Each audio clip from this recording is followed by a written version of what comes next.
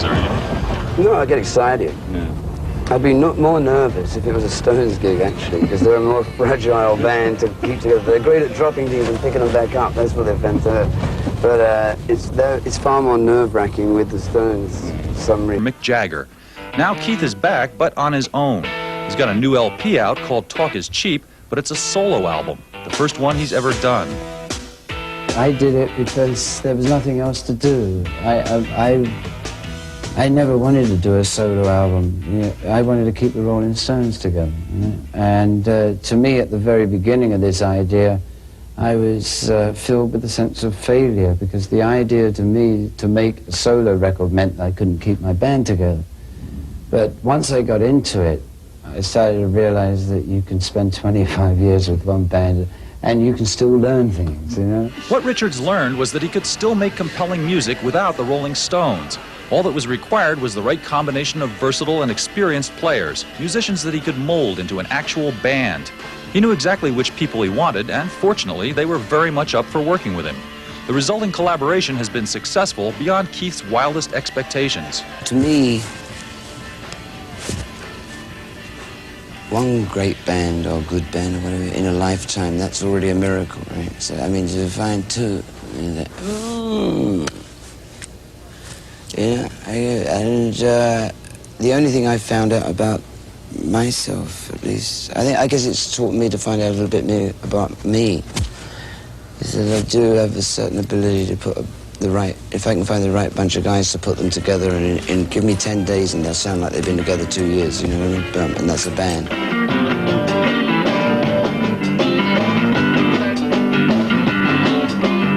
A key slot to be filled in the new group was that of second guitarist, a position previously held in the Rolling Stones by Brian Jones, then Mick Taylor, and most recently, Ronnie Wood. For his new band, Keith called on session vet Waddy Wachtel, a hard rock enthusiast best known, ironically, for his work on the laid-back LA studio scene. I caught him on this, on the rim of frustration, because he used to run bands for Linda Ronstadt and Stevie Nicks, and not without appearing a chauvinist pig. The guy, you know, just to play with a bunch of guys for a change instead of like, where are my panties?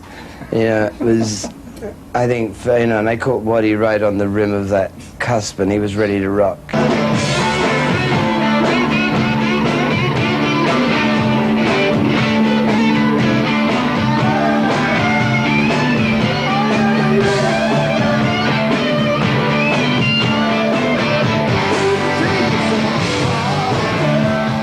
Single, when I heard the demo tape of the single, I said, and I get to play on this now? You know, is this true? I'm getting to play one of these songs? For Young Blood, Richards brought in keyboardist Ivan Neville, the son of Aaron Neville of New Orleans' celebrated Neville Brothers, one of Keith's all-time favorite groups. Although he has his own album out, Ivan was delighted to be picked to take part in Keith's project. He's one of the greatest to me. I mean, he's got this thing. I mean, his heart. I think he's got the biggest heart in music that I've ever, you know. Yeah, his heart. He's got the heart of rock and roll, as in Keith. But the most important part of any Keith Richards group is inevitably the rhythm section. To anchor the band on drums, Keith chose his old pal Steve Jordan, formerly with Paul Shaver's group, on the David Letterman Show. We've known each other for years, one way or another. I mean, nobody's actually sort of walked in. I mean, I didn't audition anybody for this stuff, you know, like carefully. That's why it took me 2 years to put this record together before I even started recording it. I said, who am I going to play with if I don't have Charlie Watts after 25 years of the song? Ooh, that's a tough one, you know, for a musician. You know, so I was playing with one cat for 20-odd years and say, well, now I've got to work with somebody else. If I'm going to do that, who the hell is it? Got to be good, you know, and also they've got to be friends with Charlie. Richards told Jordan to round out the rhythm section with the best bassist he knew, and Jordan picked Charlie Drayton. Together, they're a powerful pair, able to switch off effortlessly on each other's instruments, as they did in recording Take It So Hard, the album's first single. I mean, half this band, I hate them because they're so talented, they make me sick, you know what I mean? It's like, but they sing, they play every goddamn instrument, they, you know, and that's too much, you know.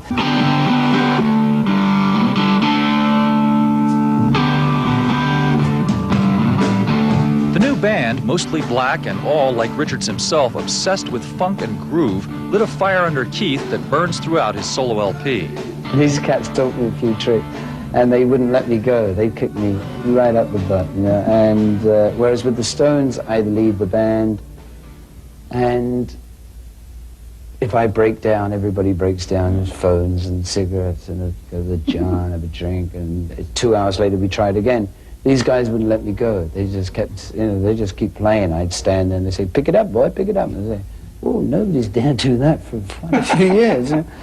So Keith has his new band, a pretty great one on the Evidence of the Talk is Cheap LP. The question now is, can they cut it live? And can Keith Richards, without the Stones, still live up to his status as the legendary soul of modern rock and roll?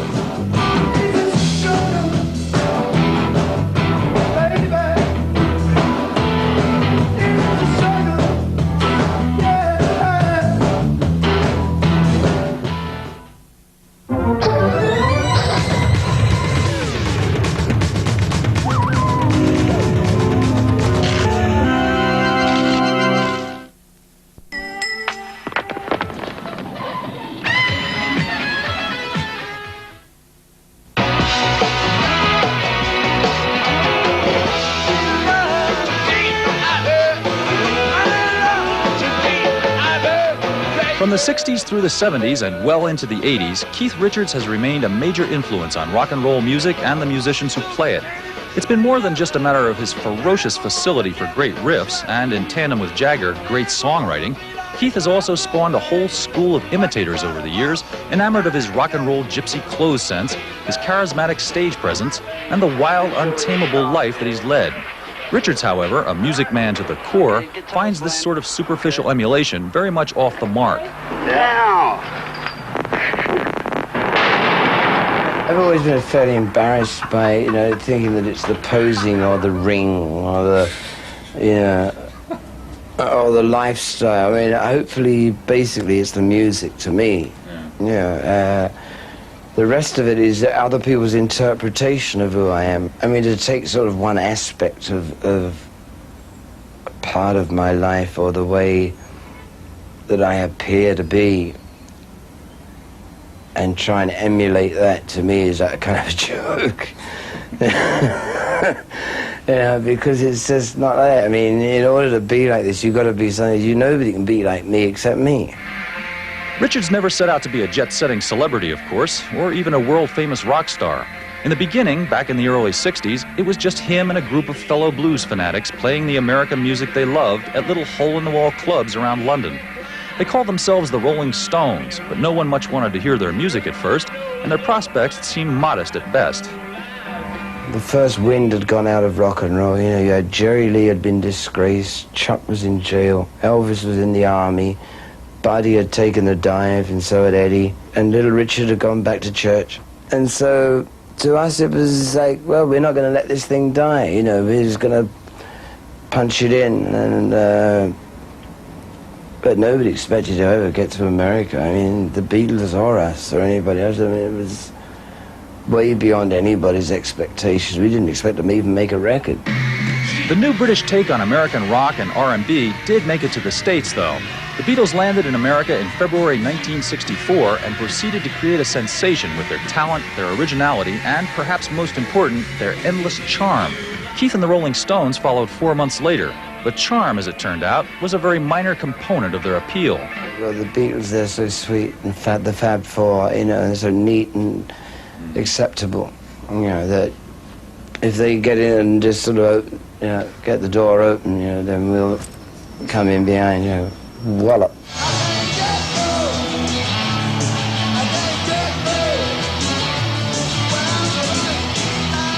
Even amid the uproar of what quickly became a full-scale British invasion, the Stones were special.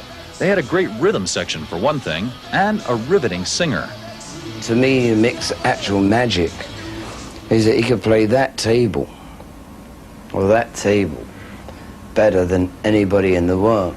I mean, I worked behind that guy for years and years on a stage no bigger than this room, you know. And, of course, there was Keith himself.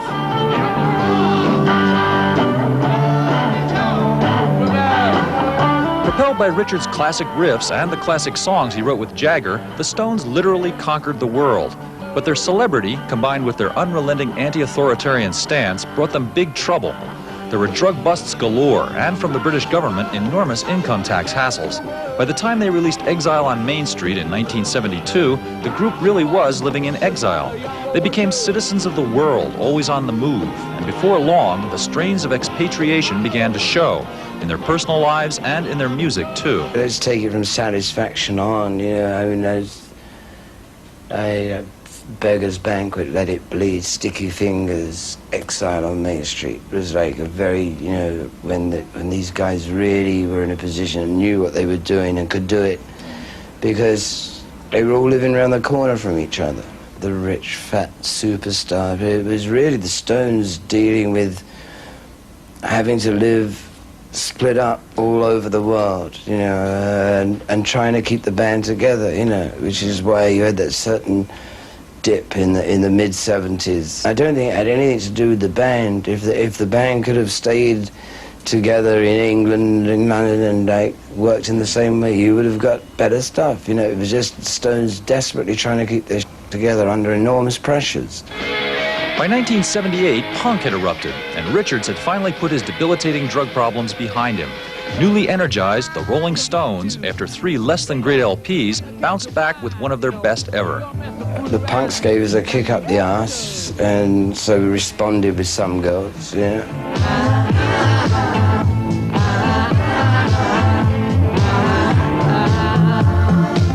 It was the beginning of a new golden age for the group, bringing forth some of their best mature work. And by the time of Tattoo You in 1981, Richards and Jagger, whose artistic partnership had always been characterized by a certain volatility, set album on what would turn out to be their last tour for years to come. The conflicts between Richards and Jagger flared up anew, this time sparked by issues of age and career direction. It only takes one person to perceive something as a power struggle, and there is one. He doesn't take to it because he felt that, you know, that he was only headed for rock and roll nostalgia by hanging with the Stones. And I felt that this was like the cutting edge, like it was far more interesting and avant-garde, if you want, than going back and competing with Prince and Michael Jackson and keeping the lemon yellow tights on and the cherry picker and thinking you've got to compete on that level. You've done that. You taught them how to do it. What are you going to go back and suck up to them now for? You know, let them do that. That's their gig for now. Now, our job is to go and push these things a little further ahead.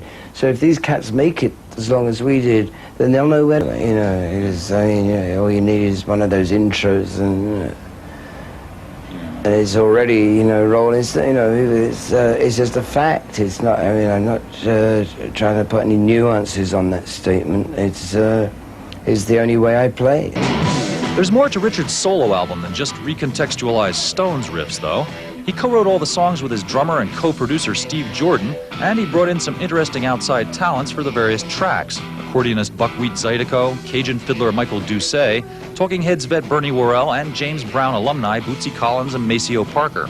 It's all worked out tremendously well. Now, however, comes the hard part, promoting the thing. At the age of 45, Keith Richards has to go out and put some sales punch behind his first solo album. It's a potentially awkward situation, but Keith seems to be taking it in stride. There doesn't have to be a correlation between the age of the player and the music. It's a matter of, like, can you put the stuff out? Can you transfer that ingredient, that one extra piece that you can't read on all the meters, or that little recorder over there, because that has the magic of transferring a feeling and capturing it. And anytime you push play, here they go again, that magic's going to come back out. And every time it's as fresh as the day it was put down there. And that, to me, that's art, that's magic. And that's fascinating, and that's what can be done. Art doesn't always sell, of course, but in 1988, amid all the techno dance fodder cluttering the pop charts, there seems to be a renewed public longing for hard, passionate, full-tilt rock and roll. Groups like Guns N' Roses have lately gone to #1 with exactly that kind of music, and Keith Richards, for his part, isn't surprised. The public, they'll let you know when they're sick of something, you know, and they're sick to death of push-button drum kits and, you know, and if you've got Guns N' Roses up there, all power to them, because what the public's telling you there is that they want some guys that play together. The music is a human thing.